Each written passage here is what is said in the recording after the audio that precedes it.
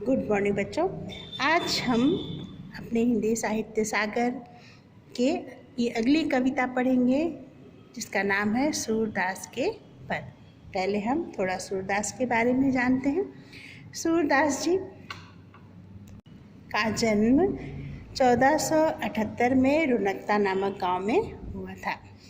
कृष्ण के परम भक्त थे, जन्म से अंधे थे, लेकिन जिस तरह से इन्होंने कृष्ण की बाल लीलाओं का और श्रृंगार लीलाओं का वर्णन किया है, उस आधार पे कुछ लोग इन्हें जन्म से अंधा मानने की बात स्वीकार नहीं करते।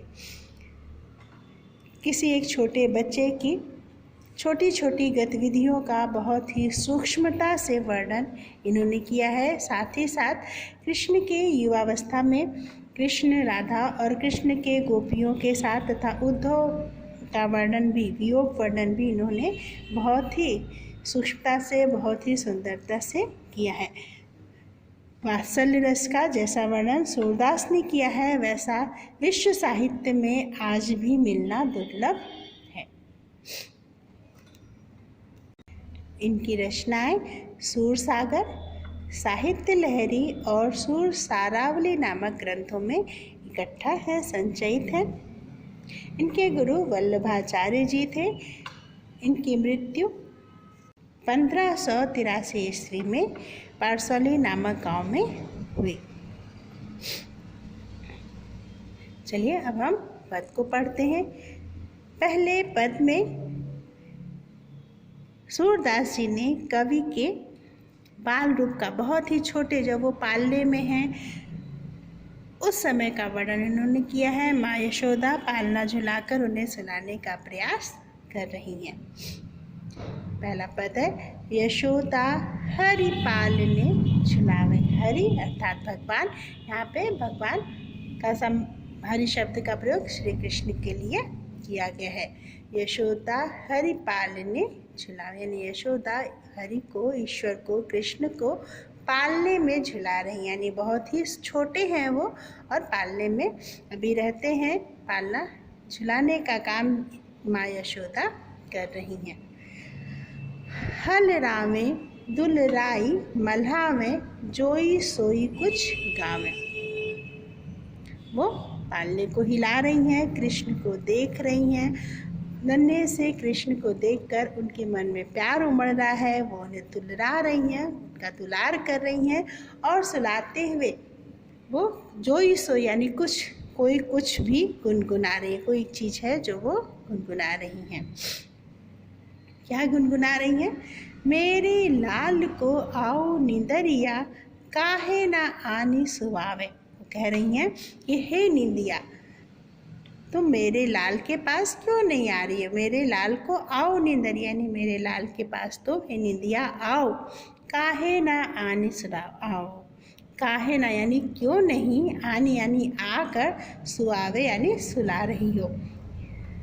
हे निंदिया, तुम मेरे लाल को आओ के पास आओ, तुम क्यों नहीं आकर मेरे लाल को सुला रही हो।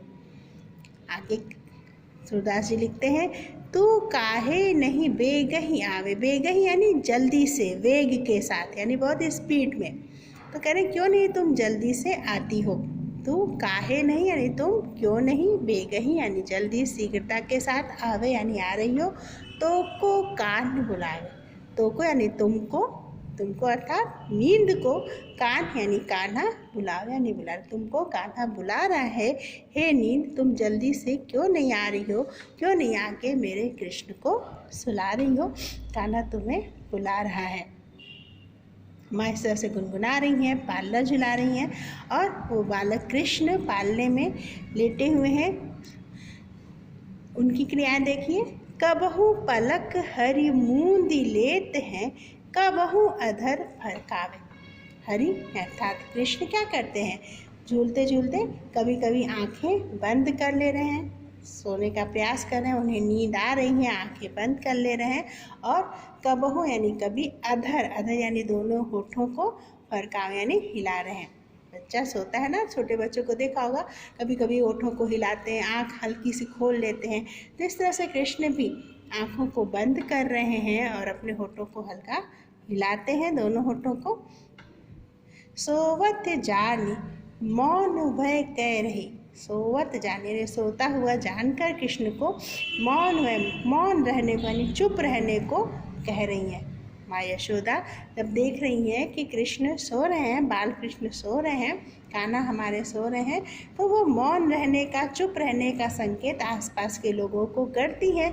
करी करी सैन बतावें, करी करी यानी कर करके, सैन यानी संकेत बता रही हैं, यानी सैन संकेत करके सबको बता रही हैं, चुप रहने को कह रही हैं, मौन रहने के लिए कह रही हैं कि बच्चा सो रहा है और आप लोग शोर मत करिए। इस तरह से वो संकेत करके आसपास के लोगों को बोलने के लिए मना कर रही हैं।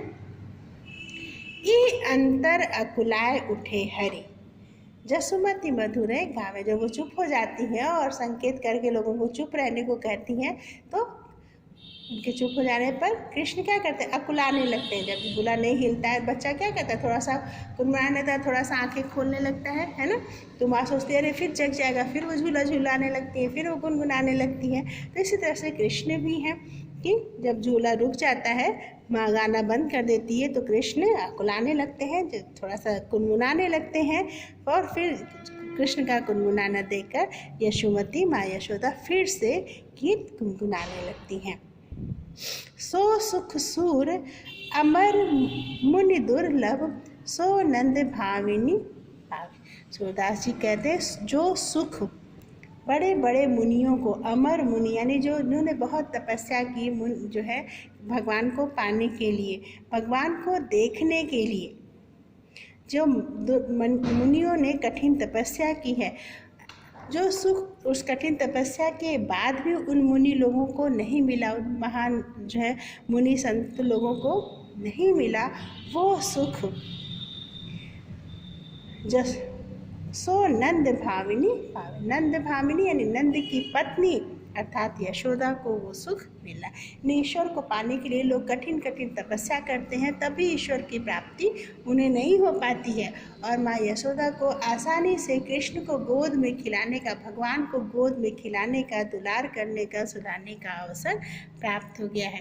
तो वही कवि सूरदास जी कहते हैं कि मुनियों को भी जो सुख दुर्लभ है, ऐसा सुख नंद की पत्नी को प्राप्त हो रहा है।